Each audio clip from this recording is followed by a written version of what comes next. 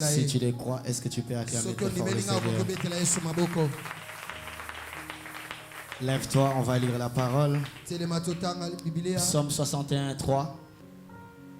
Psaume 61, le 3e verset, je lis au nom du Seigneur Jésus. Amen. Du bout de la terre, je crie à toi, le cœur abattu, conduis-moi sur le rocher que je ne puis atteindre.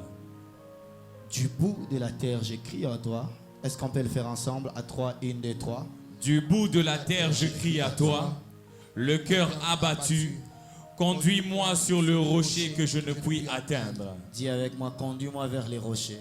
Conduis-moi vers le rocher que je ne puis atteindre. que je ne puis atteindre Par moi-même. par moi-même. Matthieu 14, 30 à 31, je vais lire. Mais voyant les vents étaient forts, il eut peur et, comme il commençait à s'enfoncer, il s'écria, Seigneur, sauve-moi. Aussitôt Jésus étendit la main, les saisit et lui dit, homme de peu de foi, pourquoi as-tu douté? Est-ce que tu peux acclamer le Seigneur? Tes acclamations ne sont pas à la hauteur des choses que je vais te dire ce soir. Alors nous sommes en train de parler depuis un moment du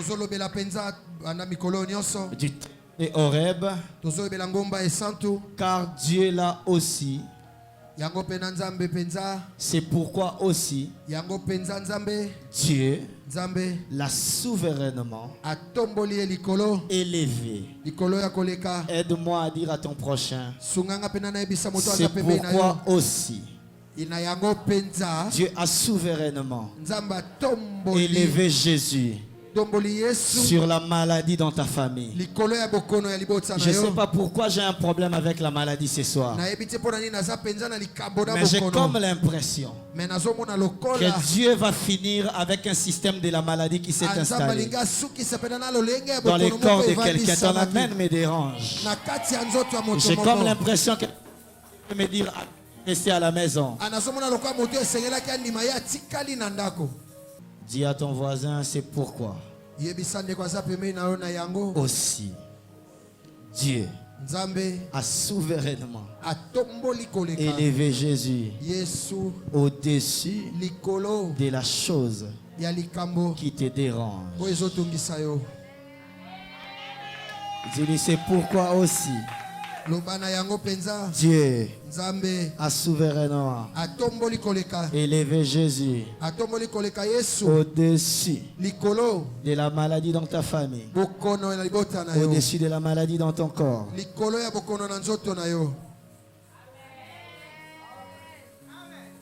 Je suis en train de voir dans mon esprit qu'il y a quelqu'un après Horeb qui va avoir un très bon boulot avant qu'on arrive au 15 février. Je vis comme quelqu'un qui est en train de signer un contrat. Je récupère ma parole. Parce que les gens qui doivent dire Amen sont restés à la maison.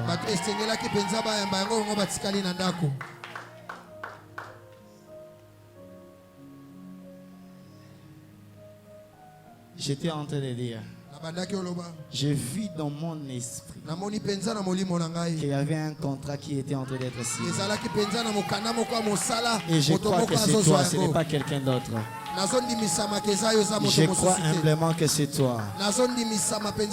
Alors que je suis en train de parler, je suis en train de voir aussi, avant le 6e mois de cette année, quelqu'un qui est ici célébrer un mariage glorieux.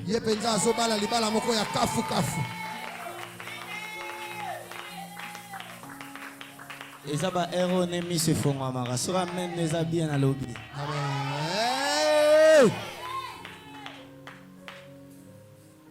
J'ai comme l'impression que je suis en train de faire une petite crise prophétique avant que la technique arrange.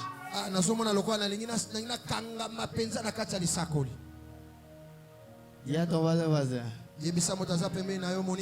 Dis-le bien voisin. Cette année, avant le 6e mois, Nous allons célébrer un mariage.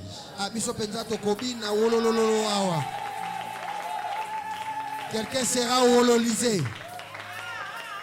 Je croyais que cette personne était ici.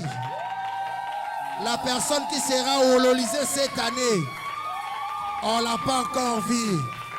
Elle est où cette personne? La personne qui va être hololisée avant juin.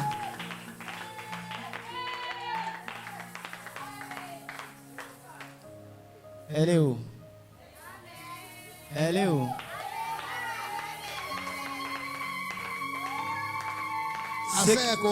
C'est que toi tu ne sais pas. C'est que moi je peux parler. Et ça va arriver.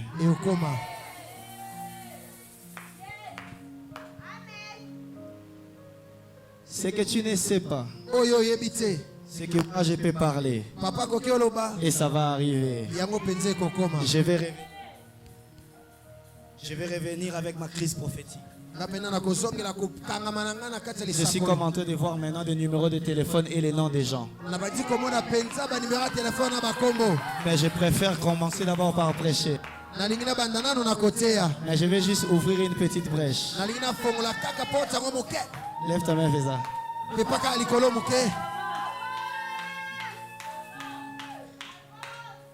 Dis à ton voisin.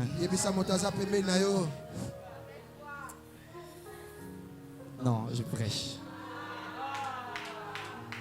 Je prêche. Je prêche. Le psaume 61, 3.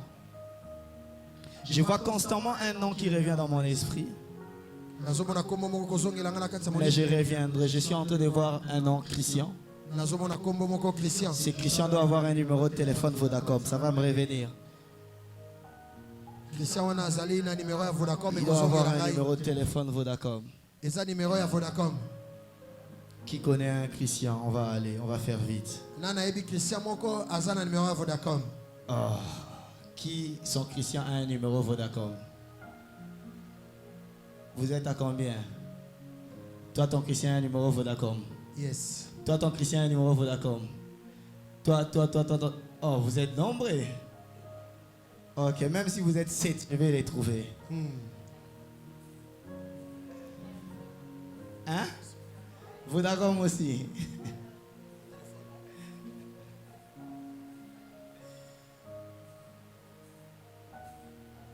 Les Christians que je suis en train de chercher, je vais commencer par la sélection. Il doit être quelqu'un qui est noir. Déjà ça tombe. Noir. Ok. Venez vous deux.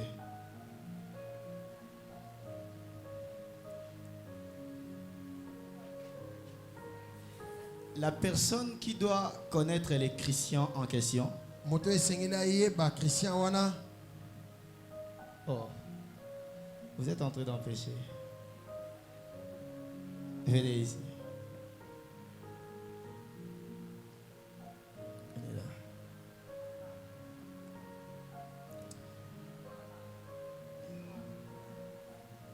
Attends, 40. Je vais arriver.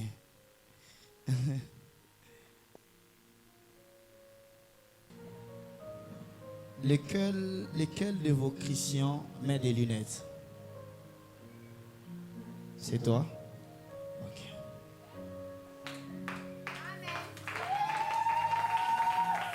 Gloire à Jésus. À cause du temps. Qu'est-ce qu'il fait dans la vie? On va aller vite et puis on va revenir. Qu'est-ce qu'il fait dans la vie? Il travaille ouf.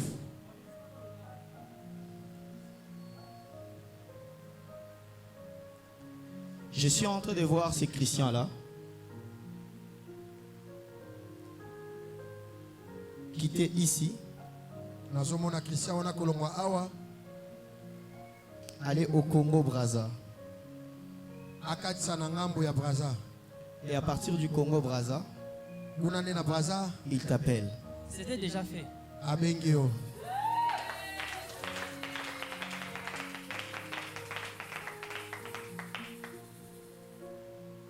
Avance, prophète. Non, ça devient trop personnel. On va parler après. Ça devient trop personnel. On va parler après. Et comme il Je, pense, je ne les suis, solo, il y a je ne suis pas le genre de personnes qui exposent les gens. Le psaume 61, 3 est en train de dire ceci. Emmène-moi vers les rochers que je ne peux atteindre par moi-même. Du bout de la terre, j'écris.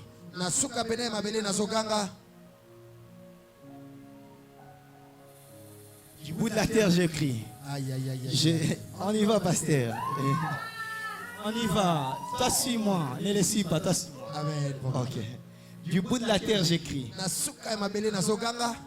Du bout de la terre, j'écris. Du bout de la terre, j'écris.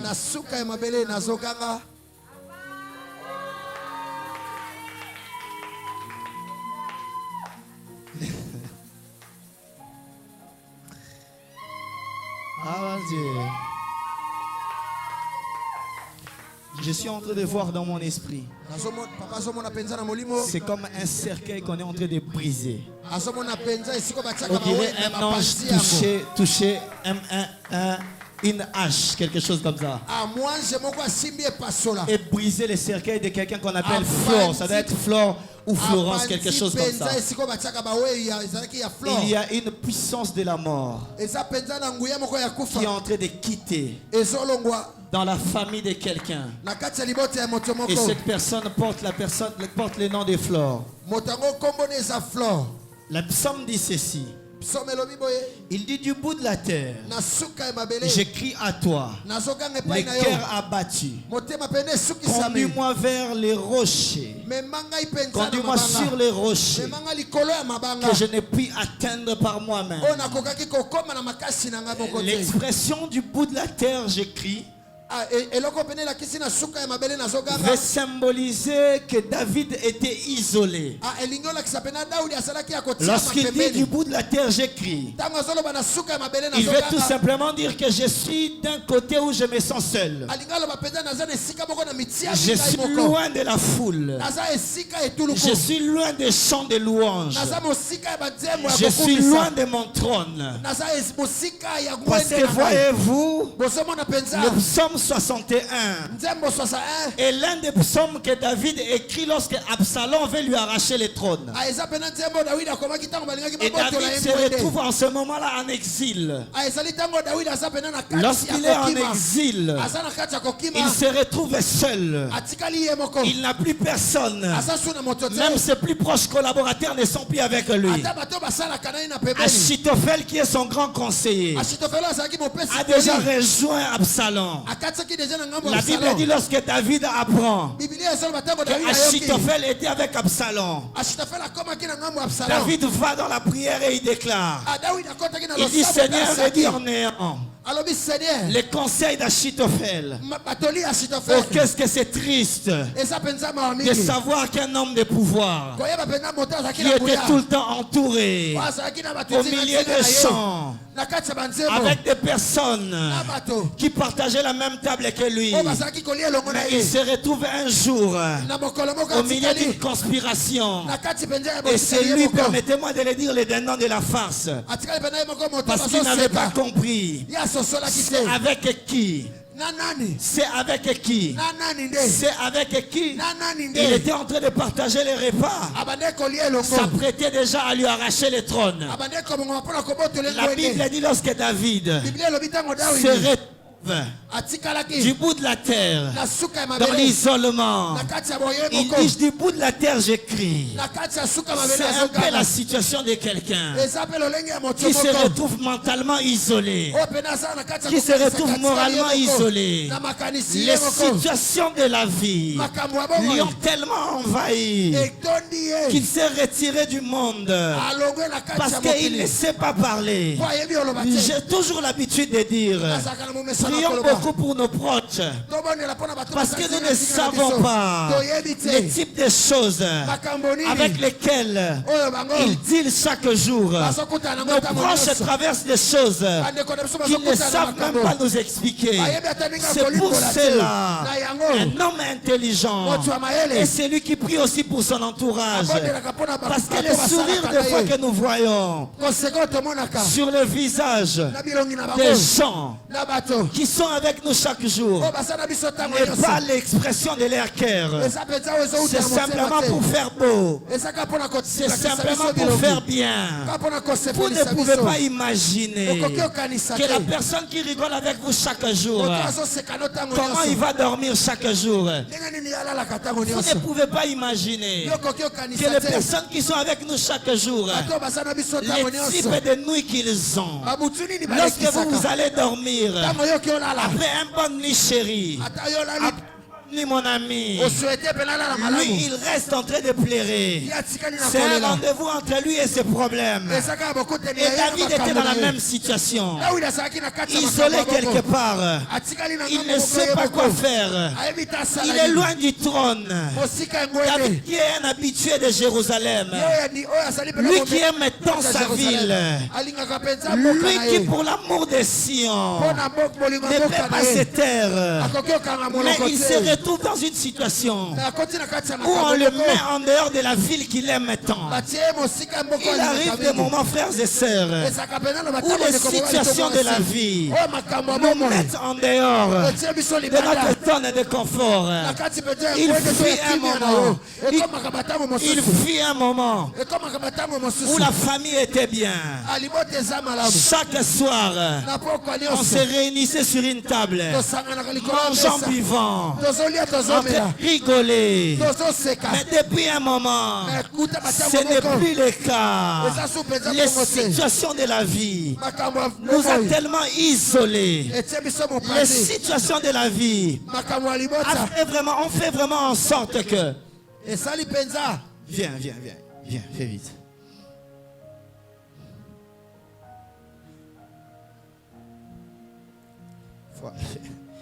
Faut avoir beaucoup de souffle. Les situations de la vie,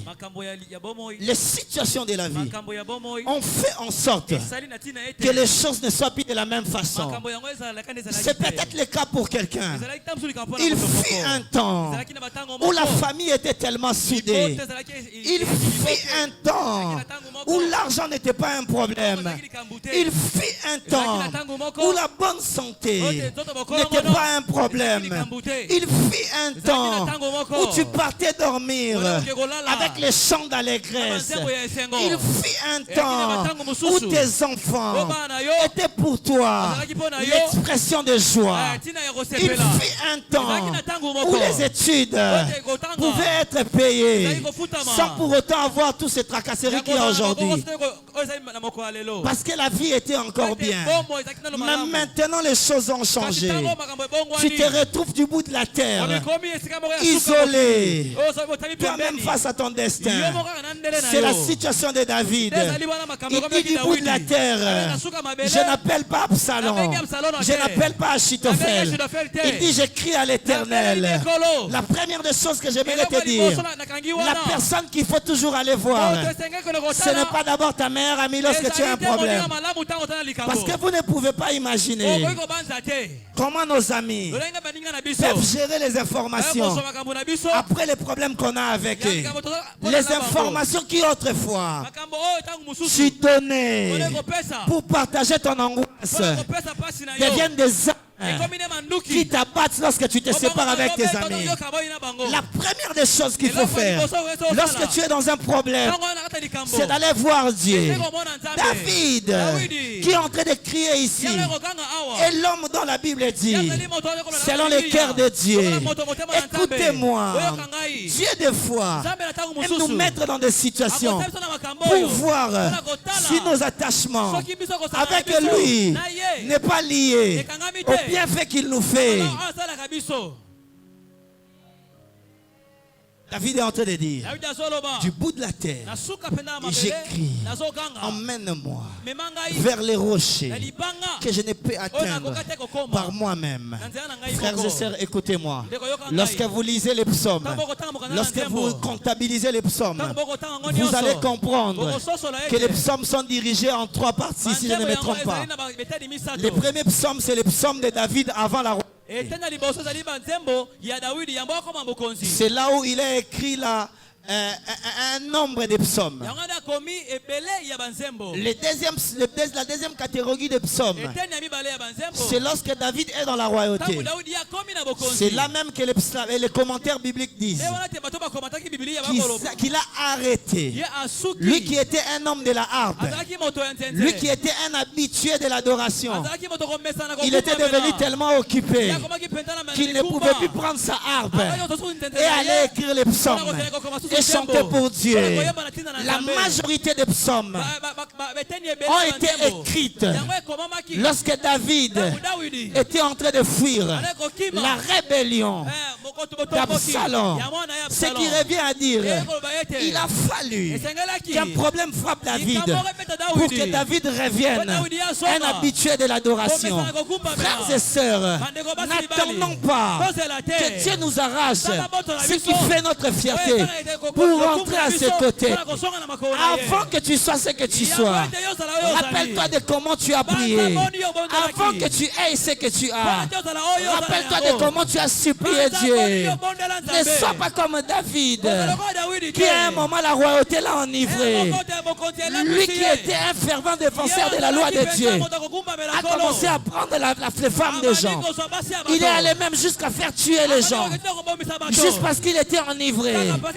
Écoute-moi, lorsque Dieu voit qu'entre toi et lui se trouvent les bénédictions qu'il t'a données, il t'aime tellement qu'il va faire en sorte que tu perdes ces choses pour encore te rapprocher de lui. Parce que ce qui importe, Dieu, ce n'est pas la quantité de biens que tu amasses, mais c'est la capacité de ton cœur à s'incliner devant Dieu. C'est comme ça. Lorsque David, le même roi, revient avec l'arche, sa femme est en train de se poser la question: tu es quel type de roi qui est en train de danser comme ça? La Bible dit que la colère de l'Éternel s'est enflammée. Et David plutôt était en colère, excusez-moi. Pourquoi? Parce que cet homme savait que la royauté n'impressionnait pas Dieu. Il y a une chose, fils, qui impressionne Dieu. Ce n'est pas ton compte à banque. Ce n'est pas les offrandes que tu viens mettre ici. Ce n'est pas le niveau de tes études. Ce n'est pas le niveau élevé que tu as en société. C'est ta capacité à t'incliner devant Dieu. J'aime cette capacité que je retrouve chez les 24 vieillards. La Bible dit que ce sont des gens, ils ont des trônes, mais à chaque fois qu'ils voient Dieu, ils mettent leur trône par terre. Ils disent sainteté à l'Éternel. Ce n'est pas parce qu'ils sont saints, mais parce qu'ils reconnaissent une dimension de la sainteté qui n'est pas égale à ce qu'ils ont sur leur couronne.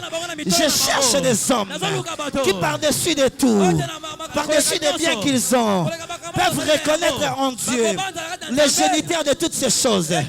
Écoute-moi, je me pose la question, fils. La Bible dit, à chaque fois qu'ils jetaient leur couronne, ils disaient c'est à l'Éternel. Mais je me pose la question, d'où venaient les couronnes qui revenaient sur sa tête?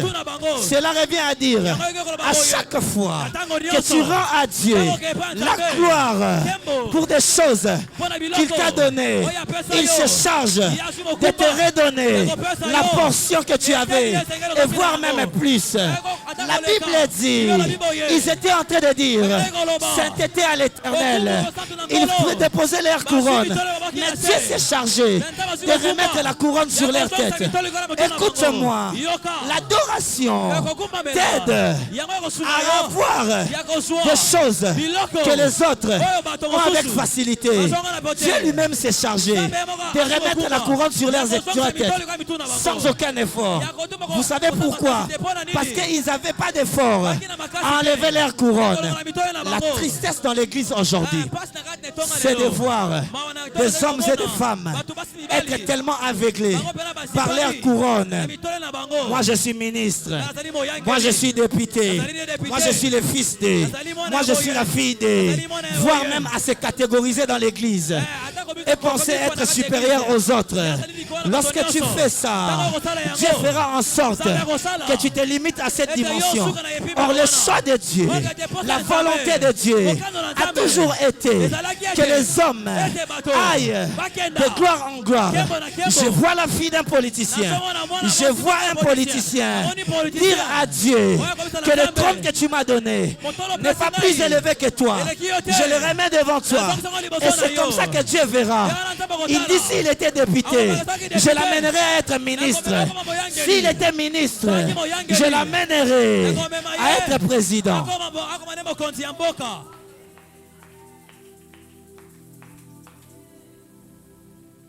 La beauté que tu as là, les biens que tu as, en un seul jour, tu peux le perdre.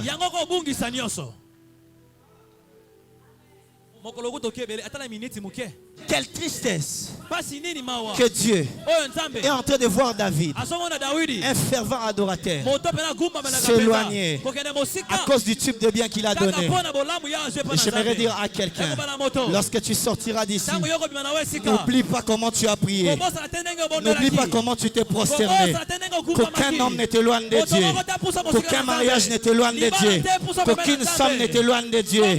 Rappelle-toi de quand tu n'avais pas et que tu t'es prosterné.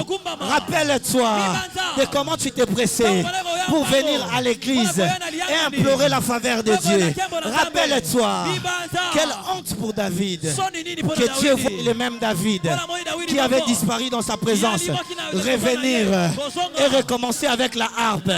J'annonce à l'église que l'heure vient où Dieu va nous reprendre ce qui fait notre force, afin que nous puissions revenir à la harpe. Dieu a besoin d'entendre un David avec sa harpe commencer à prier. Et lorsque Dieu voit le mal arriver, il voit David toucher le trône. Il dit aux anges, j'ai retrouvé mon enfant, j'ai retrouvé l'homme selon mon cœur. Quand est-ce que je l'ai retrouvé? C'est quand Absalom s'est élevé pour le ravir le trône. Yes.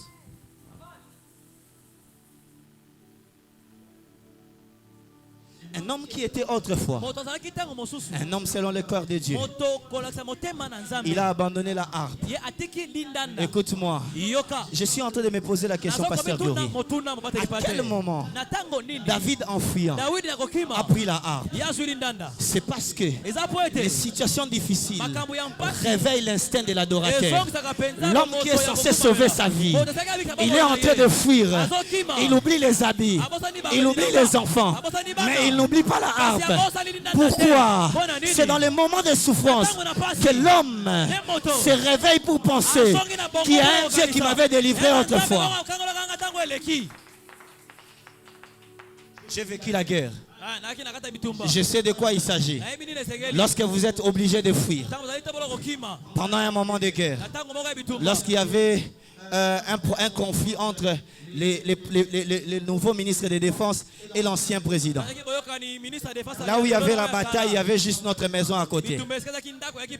Je sais comment lorsque ça tire, vous n'avez pas le temps de prendre même un pain.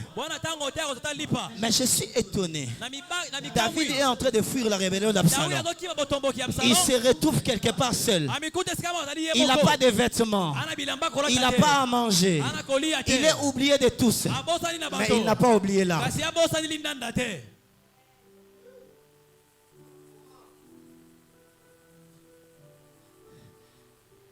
C'est ce que j'aime dire depuis toujours. Si tu ne sers pas Dieu avec humilité, tu le serviras avec humiliation. Dieu avait remarqué que Paul se glorifiait tellement d'être un homme rempli de dons, d'être un homme rempli de puissance, un homme qui est capable, pasteur, de poser la question aux gens.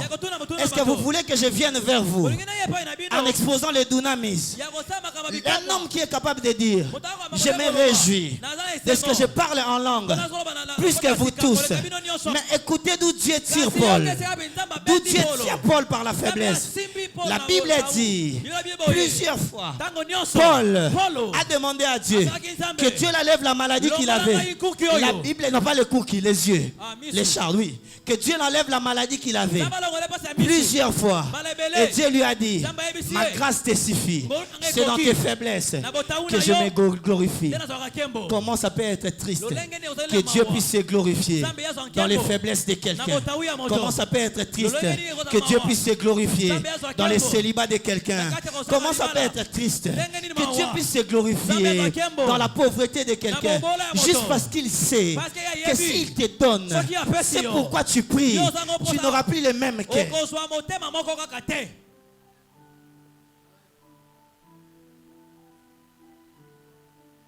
Il dit non pas une fois. Non pas une fois. Mon fils, écoute-moi. La Bible dit ceci. Lorsque les fils de Sheva sont allés chasser les démons ont chassé les fils de Sheva en leur disant ceci. Nous connaissons Paul. Nous connaissons les Jésus de Paul.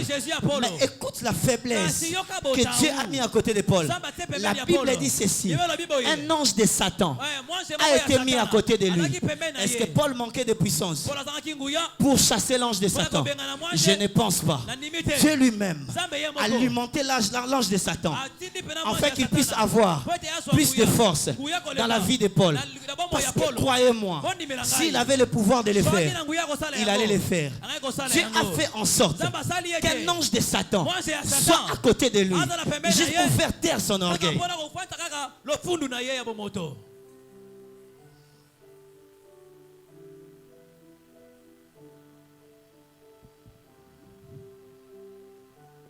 Et écoute ce que la Bible dit. La Bible dit il se retrouve de l'autre côté de la terre. Du bout de la terre, j'écris à toi. Il reconnaît que Dieu existe. Il reconnaît que Dieu était celui qui avait donné le trône autrefois. Maintenant écoute ce qui se passe. Il dit j'écris à toi. Emmène-moi vers les rochers que je ne peux atteindre par moi-même. Écoutez-moi. Il y a de ces situations qui ne se vainquent pas par sa capacité à bien manier la langue française. Frère, j'ai vu des gens parler le français de Molière et ne pas être capable de chasser un seul démon. Mais j'ai vu Heidi Nabala qui ne parlait pas français et dire démon toka et le démon sort. J'ai vu des gens parler anglais devant Heidi Nabala se prosterner. Il bénissait les gens dans une langue que les gens ne comprenaient pas. Les gens commençaient à s'efforcer à apprendre le Swahili parce qu'ils se disaient que sûrement Dieu parle Swahili. Pourquoi? Parce qu'un homme avait porté en lui la divinité en parlant Swahili. Il pouvait dire Katika jina na Yesu et le démon sort. Et toi tu viens avec ton anglais. In the name of Jesus, démon, out. Le démon te regarde. Il ne sort pas. Il y a de ces choses qui ne sortent pas par nos capacités à manier les choses dans le monde physique. La Bible dit dans Hébreux 11 que c'est par la foi que nous croyons que des choses qui existent sur leurs choses, sur leurs sources, des choses qu'on ne voit pas. Cela revient à dire le monde physique est influencé par un monde spirituel que tu ne vois pas. Cela n'a rien à voir avec ton compte en banque. Cela n'a rien à voir avec la meilleure voiture que tu conduis. Cela n'a rien à voir avec l'homme beau que tu as. Cela n'a rien à voir avec ton travail. Cela a à voir avec ta capacité spirituelle à influencer les mouvements physiques.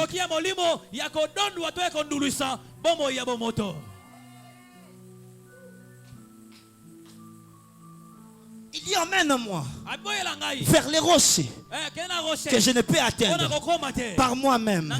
Écoutez-moi. Si vous ne connaissez pas David, laissez-moi vous parler de David. David n'est pas n'importe qui. David est celui qui a fait la guerre. C'est un rebelle. Il sait comment prendre comment on les appelle, les mercenaires. Il sait comment s'allier avec des gens pour faire la guerre. Il s'est associé à un moment de sa vie avec les Philistins. Mais lorsqu'il se retrouve seul, il comprend que même en s'associant avec les Philistins, même en se réunissant avec la plus grande armée, il ne pourra pas. Il dit, emmène-moi vers les rochers que je ne puis atteindre par moi-même. C'est comme ça. Il y a des gens qui sont multimillionnaires, mais ils meurent avec des maladies que Dieu guérit chez les pauvres. Il y a des gens qui sont morts avec des maladies qu'un homme de Dieu peut dire sort et la personne est guérie. Vous savez pourquoi? Parce qu'il y a de ces choses qu'on n'achètera jamais avec les statuts sociaux. Si l'argent ou les statuts ou la royauté pouvaient acheter la vie, Mobutu ne mourra pas. Je suis un amoureux des documentaires. Je peux vous garantir qu'à un moment, l'argent a des limites. J'étais en train de regarder les documentaires de Mobutu. Ils sont en train de dire dans les documentaires, lorsque Mobutu sent que Kinshasa est pris, il se replie à Guadeloupe et ses enfants vont à Brazzaville. Il envoie les pilotes. Je ne te parle pas de n'importe qui.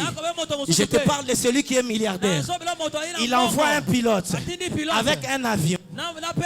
Le documentaire dit que c'était le moment de sa vie le plus angoissé. Parce qu'il attendait que l'avion revienne. Le pilote qui a été payé est arrivé à Brazzaville. Il a déposé l'avion. Il est parti sans pour autant faire signe. Ce qui revient à dire, peu importe le montant qu'on avait pu payer, il s'en foutait. Pour lui, sa vie était plus importante que les enfants du président. Le documentaire est en train de dire, c'est en ce moment-là que Mobutu s'est senti le plus faible. Mais maintenant, écoutez, laissez-moi juste vous parler. Lorsque la rébellion de Kabila a commencé, on est venu dire à Mobutu, on lui dit, il y a quelqu'un qui a commencé la rébellion. Il se croyait tout puissant. Son avocat lui a dit, c'est un blanc. Il lui dit, Mobutu, il y a la rébellion qui vient de commencer. Il se croyait tellement puissant. Il pose la question, il dit, qui a commencé la rébellion? On lui dit, c'est M. Kabila. Il dit, Kabila, c'est un type de rien du tout. Il va faire sa rébellion, il va prendre les minéraux et il va tourner, il va partir. Ce qui était censé être l'information qui devait les sauver, son orgueil a fait en sorte que Kabila s'approche jusqu'à ce qu'il devienne faible et qu'il quitte la capitale. Ça veut dire ceci, il y a des choses que la puissance dans le monde physique n'achète pas.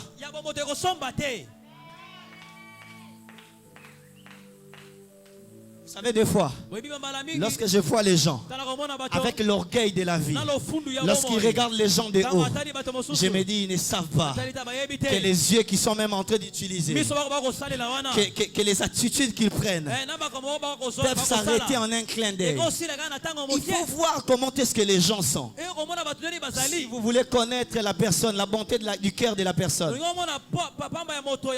regardez cette personne-là, comment il traite ceux qui peuvent lui apporter rien dans la vie. Parce qu'il y a des gens comme ça.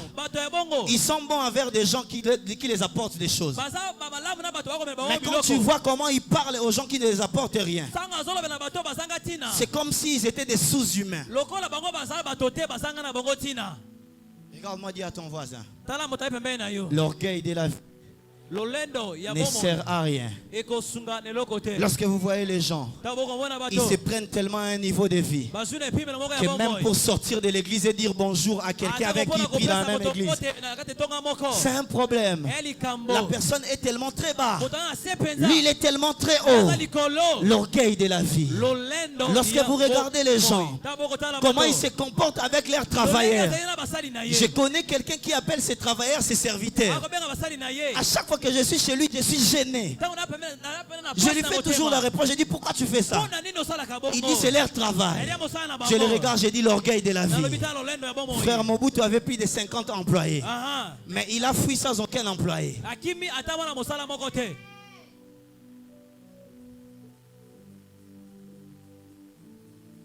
Et David, qui autrefois était entouré des gens qui chantaient des louanges. David a tué 10 000. Et David le plus grand. Et David le plus beau. Frère, lorsque la rébellion a commencé à frapper, il fuit seul, sans garde du corps. Je ne sais pas avec qui il était. Mais tout ce que je sais, c'est que même Achitophel, son plus grand conseiller, l'avait fui pour aller rejoindre Absalom. Et lorsqu'il se retrouve là, il commence à prier. Il dit, s'il te plaît, ramène-moi vers les rochers que je ne peux atteindre par moi-même. Je sais que je suis un roi. À ce moment-là, il est toujours roi. Je sais que je suis un roi. Je sais que j'ai beaucoup de choses. Mais s'il te plaît, je ne peux plus retourner à Jérusalem. Toi, conduis-moi. S'il te plaît, l'argent que j'ai, l'or que j'ai, tout ce que j'ai, ça ne peut pas faire ce dont j'ai besoin.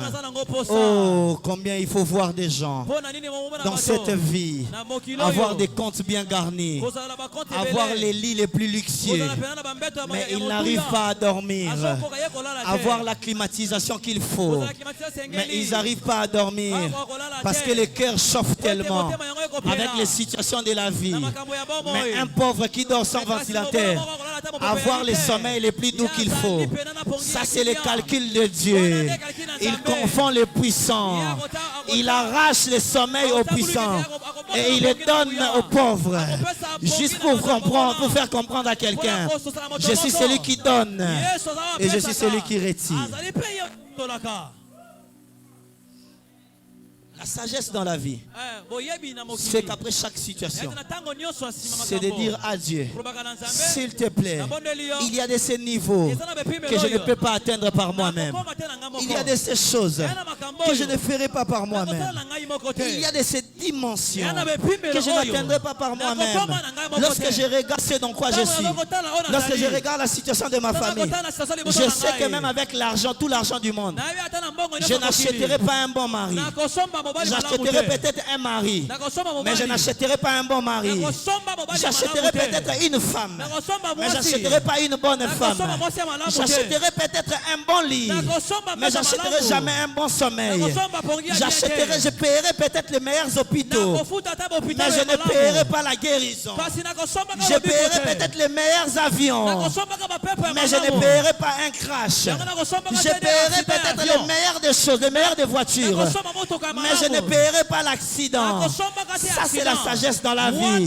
C'est de comprendre qu'il n'y a que Dieu qui peut nous emmener vers des rochers qu'on ne peut atteindre par nous-mêmes. Mais maintenant, écoute-moi, pasteur, l'expression emmène-moi vers les rochers que je ne peux atteindre par moi-même est l'expression de quelqu'un qui est dans un naufrage. Il est en train de se battre pour essayer de trouver où s'abriter et sauver sa vie. C'est ce que les commentaires bibliques disent. Il dit David se retrouve comme dans un courant, comme dans un grand eau. Il est en train de nager. Il est fatigué. Et il regarde. Il voit un grand rocher au milieu de l'océan. Et il doit aller s'abriter. Mais il est tellement fatigué qu'il ne sait plus nager pour arriver vers ces rochers. C'est ce que l'expression veut dire.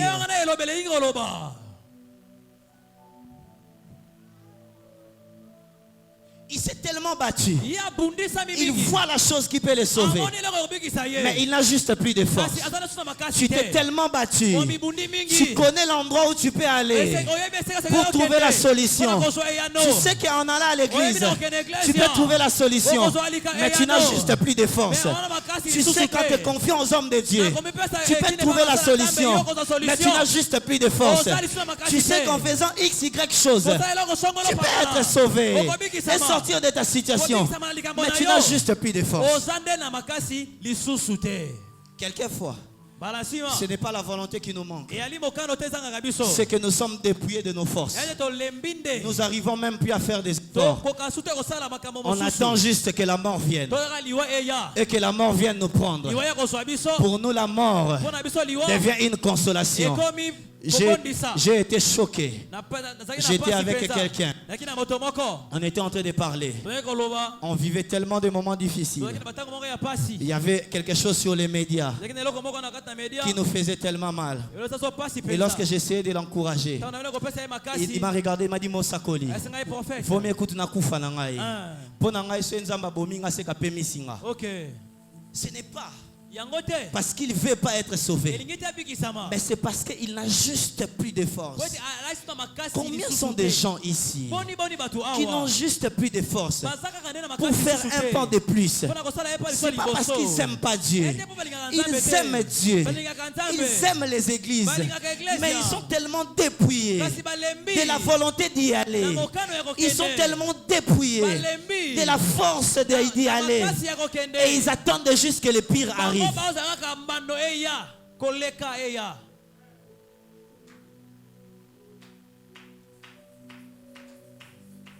Lorsque vous les regardez, vous dites voilà pourquoi je ne suis pas d'accord avec des gens qui jugent ceux qui ne viennent pas à l'église. Essayez d'approcher vos prochains. Posez-leur la question. Pourquoi vous ne venez plus? Vous serez étonné d'écouter les types de choses avec lesquelles ils dealent.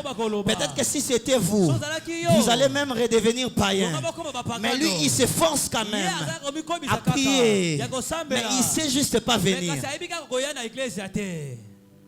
Il y a de ces situations. Tu te retrouves dans ça. Tu ne sais même pas comment ouvrir ta bouche pour dire Seigneur, s'il te plaît, aide-moi. Je vois devant moi et je sais que c'est Dieu qui sauve. Mais je ne sais juste plus comment prier parce que je suis dépouillé de mes forces. Et David dit, il dit emmène-moi vers les rochers que je ne peux atteindre par moi-même. Les principes qui se cachent derrière emmener quelqu'un vers les rochers veut tout simplement dire qu'il n'y a que celui qui est plus fort qui peut tirer, c'est celui qui est faible. Écoutez-moi, si dans ta faiblesse, tu ne sais pas t'agripper, kokangama, kodiembela, kodiembela nzambe, ça sera compliqué. Parce qu'il n'y a que celui qui est sur les rochers qui peut tirer celui qui est dans les eaux. Quelqu'un me comprend? Il n'y a que celui qui est sur les rochers qui peut tirer celui qui est dans les eaux. Et ce n'est pas n'importe qui soit sur les rochers qui peut tirer celui qui est dans les eaux. Il faut que celui qui te tire se rassure qu'il a suffisamment de force pour te tirer, pour ne pas qu'il se noie avec toi.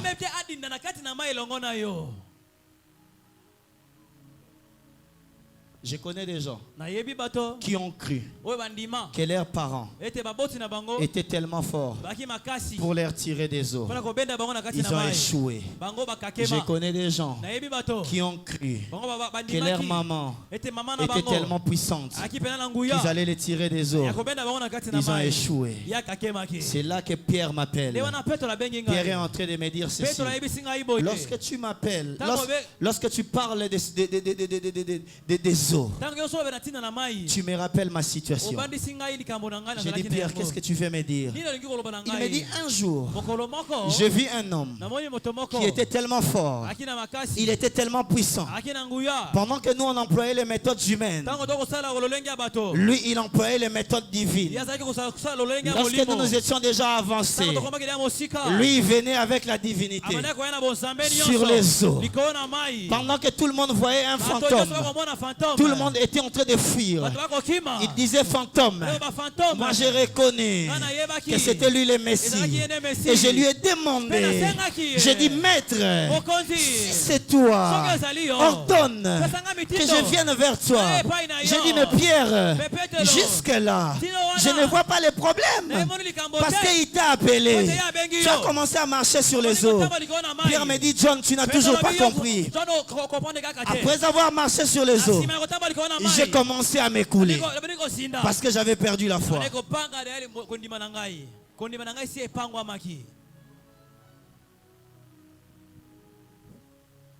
Il dit, je me suis retrouvé dans la même situation. J'ai eu besoin de quelqu'un qui pouvait me tirer. Je me suis retrouvé dans la même situation. Et Pierre s'est rappelé qu'un jour, David était dans la même situation. David n'a pas parlé. David a commencé à crier. La Bible dit, et Pierre s'écria. Il dit, Seigneur. Écoute ce que la Bible dit. Mon Dieu, mon roi.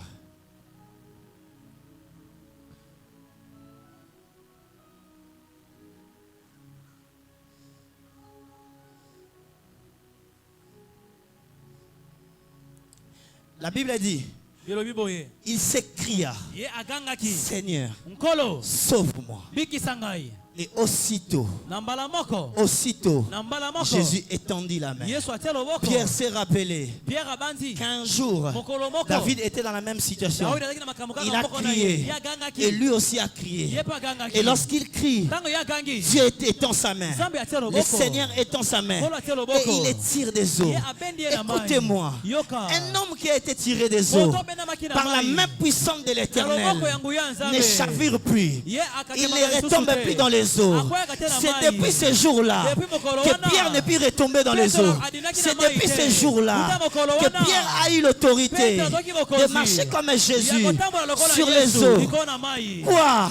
Parce que celui qui l'avait tiré avait l'autorité et la puissance sur les eaux. Le problème avec toi, c'est que tu cries qu'on puisse te tirer des eaux, mais tu cries vers ceux qui n'ont pas le pouvoir sur les eaux. Il y a des gens qui ont la capacité de te tirer. Ils ont plutôt la volonté de te tirer, mais ils n'ont pas l'autorité qu'il faut pour te tirer de là.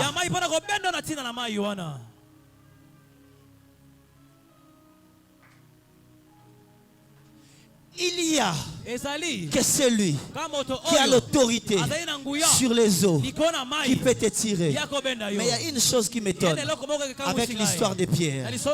Dans l'histoire de Pierre, on ne voit aucun rocher. Vous savez pourquoi? Parce que lui-même, Jésus, est un grand rocher. Lorsqu'on s'appuie sur lui, on trouve sur lui des appuis solides. Lorsqu'on s'appuie sur le Christ, il est celui qui fait en sorte qu'on ne puisse plus redescendre dans les eaux. C'est comme ça que lorsque les eaux étaient en train de les menacer, la Bible dit, il menaça les vents et il parla aux eaux. Parce qu'il a cette relation avec les eaux. Il sait parler aux eaux et les eaux l'écoutent. Quelle est cette chose qui te dérange jusqu'à tel point tu ne sais plus crier à l'Éternel? Frères et sœurs, il y a un grand mystère dans les cris. Les cris font en sorte que Dieu puisse arrêter tout ce qu'il fait et se tourner vers les hommes. Ma Bible me dit ceci: l'Éternel s'élève au milieu des cris. Lorsque Dieu entend les cris, il entend qu'il y a des urgences. Écoutez-moi, à chaque fois qu'un homme crie vers Dieu, Dieu se charge toujours de faire quelque chose. Et c'est là qu'Ismaël m'appelle. Ismaël est en train de me dire, John, lorsque j'étais chez Abraham, mon père, un jour, il y avait des disputes, il y avait des problèmes.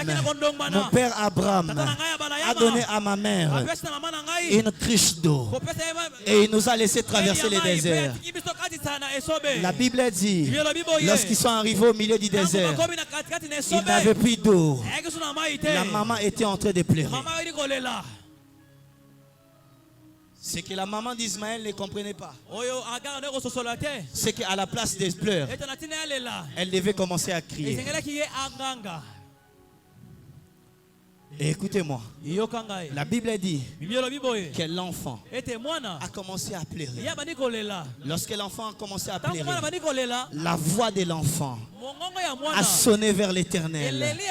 La Bible dit que le nom d'Ismaël donne, l'Éternel entend. L'Éternel a entendu les cris et il a sauvé l'enfant. La Bible dit lorsqu'il est venu en parlant à l'enfant, en parlant à la maman plutôt, il a entendu les pleurs de l'enfant. Si j'étais la maman, j'allais comprendre. À la place de pleurer, j'allais commencer à crier. Pourquoi? Parce que les cris rend favorable les oreilles de Dieu aux supplications des hommes. Tu ne peux pas prier n'importe comment. Tu ne peux pas pleurer n'importe comment. Écoutez-moi, chaque dimension du problème nécessite une dimension de cri. Tout problème nécessite une dimension de cri associée au problème. Si ton problème est à la dimension 10 et que tu cries à la dimension 7, tu n'auras pas la réponse à ton problème. C'est ça le problème de l'église. Nous avons des gens qui ont des problèmes à la taille 10, mais ils crient à la taille 1. Ils crient à la taille 2. Ils sont tellement faibles. Ils voient tellement en eux leur faiblesse qu'ils ne savaient pas monter en prière à la dimension de leurs problèmes.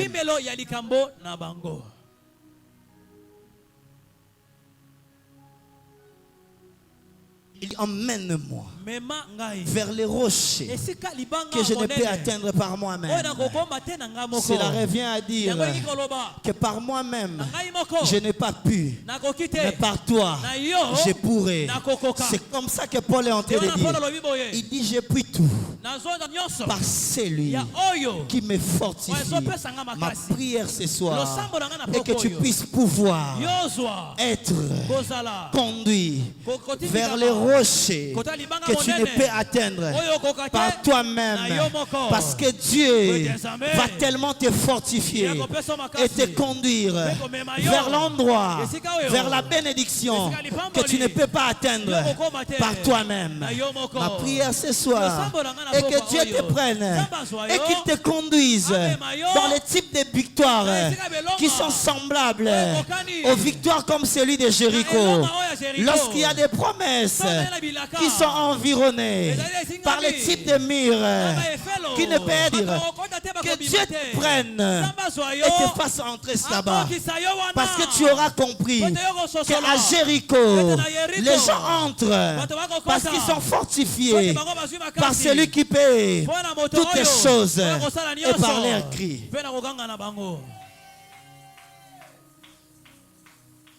C'est parce qu'à Jéricho, il y a eu des cris que Jéricho est tombé. Jéricho n'est pas tombé par n'importe quoi, pasteur. Jéricho est tombé aussi par des cris. Qu'est-ce que c'est beau de voir un enfant de Dieu se taper la poitrine et de dire, j'ai vaincu les alliances de ma famille par mes genoux. J'ai vaincu les démons de ma famille par mes genoux. J'ai vaincu la tante qui voulait manger tout le monde par mes genoux. Qu'est-ce que c'est beau de voir les enfants de Dieu se dire que je suis puissant. Aucune personne ne peut m'atteindre, parce que Dieu est celui qui m'a tiré des eaux.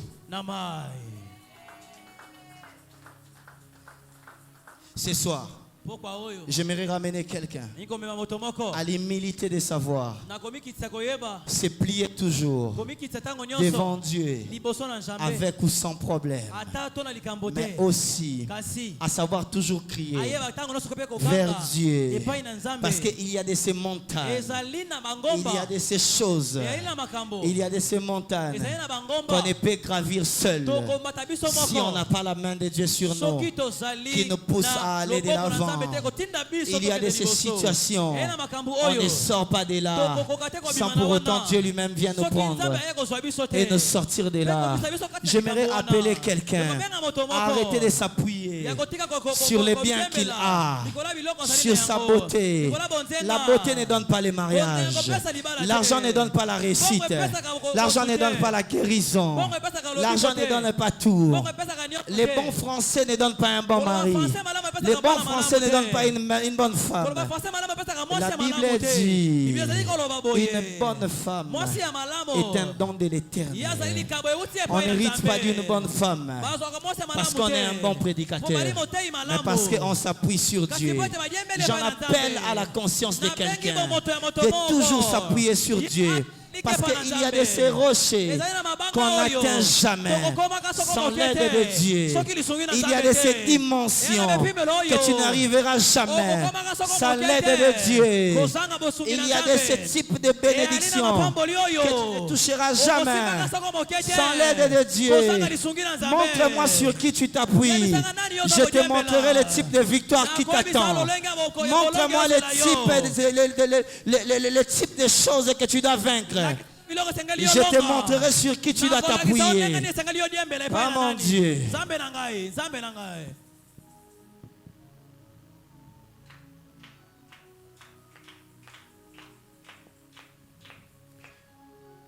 Que Dieu réveille la conscience de quelqu'un, qu'il devienne comme Jean-Baptiste et qu'il dise qu'il croisse et que je diminue, qu'il croisse dans cette situation et que je diminue. Nous allons finir notre retraite demain. Lorsque tu sortiras d'ici, n'oublie pas comment tu priais, n'oublie pas comment tu fléchissais tes genoux, mais n'oublie pas aussi de toujours t'appuyer sur Dieu, parce qu'il est le seul qui peut te sortir des situations que tu ne sais même pas expliquer aux hommes. Est-ce que tu peux t'élever? On va prier.